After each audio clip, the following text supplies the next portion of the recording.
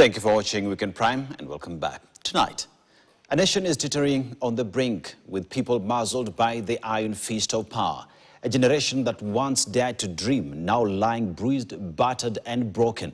Yesterday, President William Ruto stood before the nation, his voice laden with solemnness, pleading with Kenyans not to reduce the beautiful land to ashes through rage and ruin.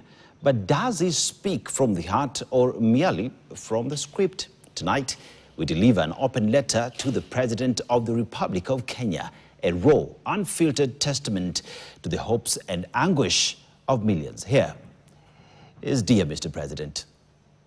To our children, if there is any misstep, we apologize. Words of wisdom of our leader. If we have wronged you in any way, forgive us. Spoken with eloquence and intellectual finesse. Words that could be deep and impactful when backed by action. Dear Mr. President, did you know that Kenyans can protest peacefully?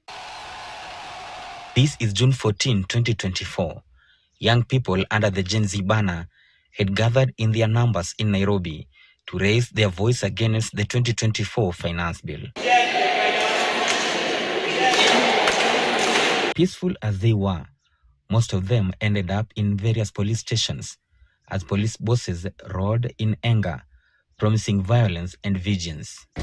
Mambo ya usalama hakuna kusungumuza. Kama wewe mheshimiwa au mheshimiwa, IG atakupatia security. Lakini vipi wewe unarushia mimi mawe, alafu nyuma nimekupatia askari yako na bunduki? Si mimi na chukua askari wangu, alafu tupia mimi mawe? Subsequent protests were never peaceful, as police engaged unarmed protesters in running battles. With their protests landing on deaf ears, you only smelt the coffee when Parliament was breached, MPs fled, and many unarmed young people lay dead. Some, their brains blown out by snipers. By the way, at least 65 people were killed in the protests of 2024. More were maimed, while some are yet to be found.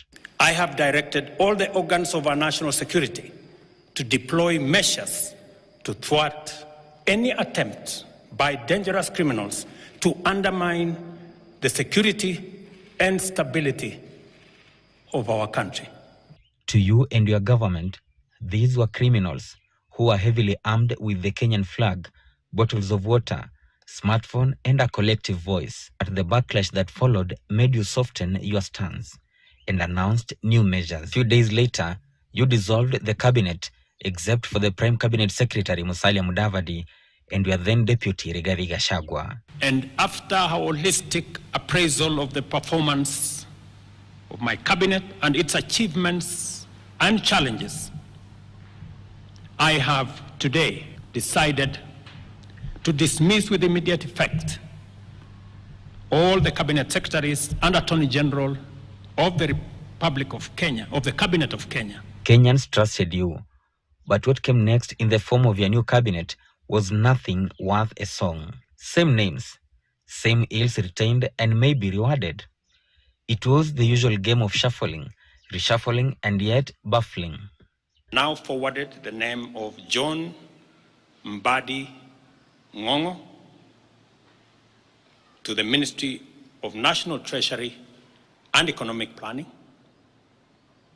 Salim Mvuria Mgala, Ministry of Investment, Trade and Industry, Ms. Rebecca Miano, Ministry of Tourism and Wildlife, the Honorable James Opio Wandai, Ministry of Energy and Petroleum. It didn't work.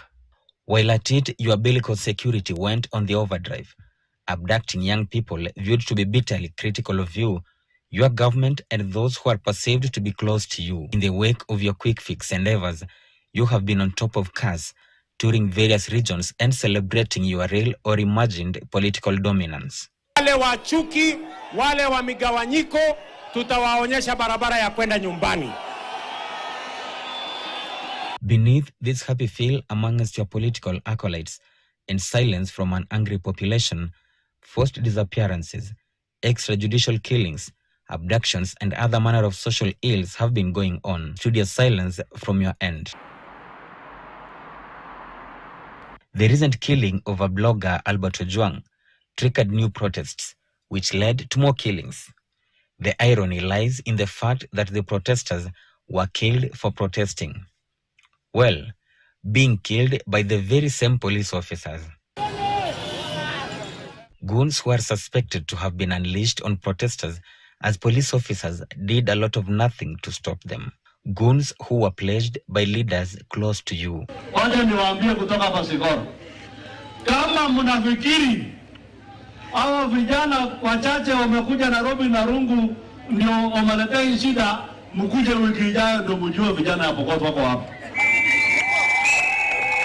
Vijana mko? Wangapi wako tayari kudefend serikali? Twende Nairobi. Twende Nairobi. Tupambane na hao. Tuonyeshe. Streak walinipata unawares. Warudi tena. Wajaribu tena. We will protect the city, the capital city. Wasijaribu. Yani, si wanasema kuna siku wanakuja? Wajaribu. Sasa Sakaja, wewe unapenda sheria. Wewe umekuja hapa. Sisi tunakutuma kwamba Nairobi ibaki salama. Sakaja! Tumelinda jiji!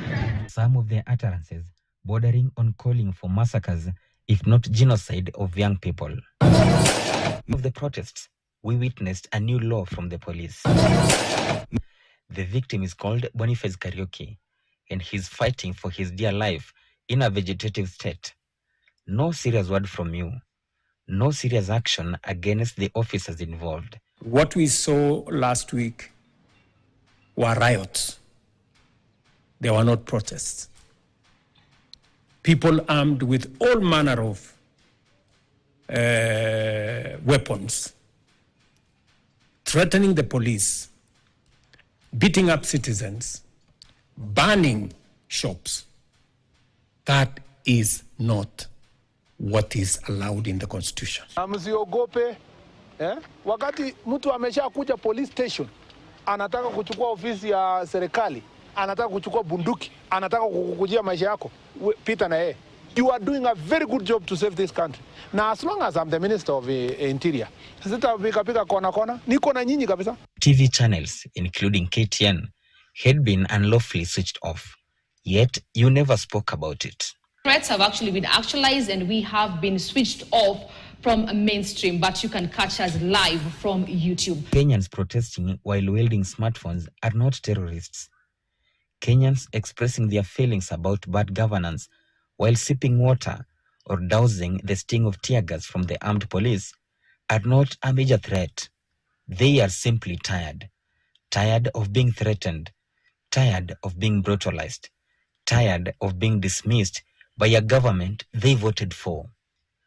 An awakened citizenship that understands that their nation is being destroyed by a ruling elite united in greed amid a national grief. Apologies, Mr. President, if this angers you, but Kenyans are hurting. So, as you rub it in our faces, as you appeal to Kenyans, as you cheer yourself as Kenyans jeer, do you mean what you say and say what you mean? The answer, Mr. President, lies within you, but finding it is a journey. A letter to the President. The nation awaits response. A night of fury turned deadly